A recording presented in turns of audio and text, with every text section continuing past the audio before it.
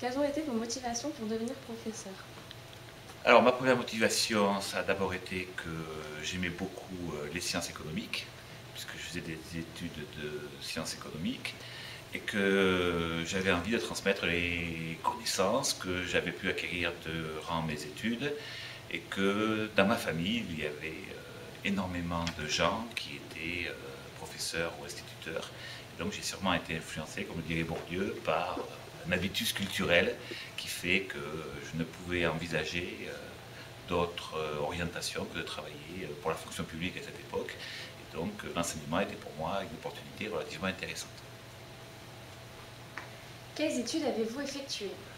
Donc j'ai fait des études de sciences économiques à la faculté de Toulouse, et après j'ai suivi pendant un an une formation pour devenir enseignant. J'ai passé le concours et j'ai eu mon concours à 23 ans. Quel diplôme avez-vous obtenu et en combien d'années? J'ai obtenu une maîtrise. Après cette maîtrise, j'ai obtenu le concours d'enseignant et je suis devenu enseignant. Quelles sont les qualités requises? Les qualités qui sont requises, d'abord de la patience, beaucoup de patience.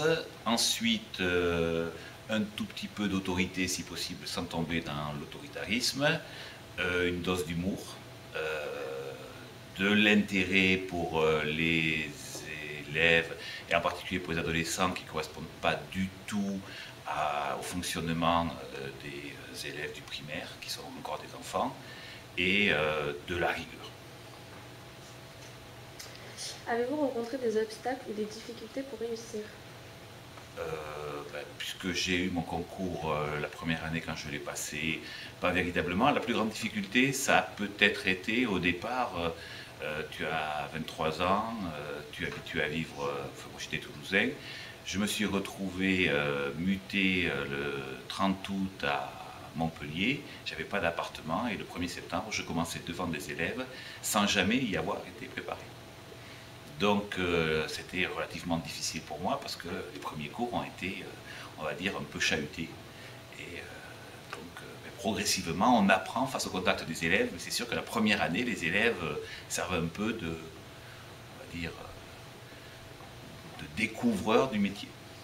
Donc vous avez commencé à enseigner directement après avoir eu votre diplôme? J'ai enseigné, quand moi je suis devenu prof, on passait le concours.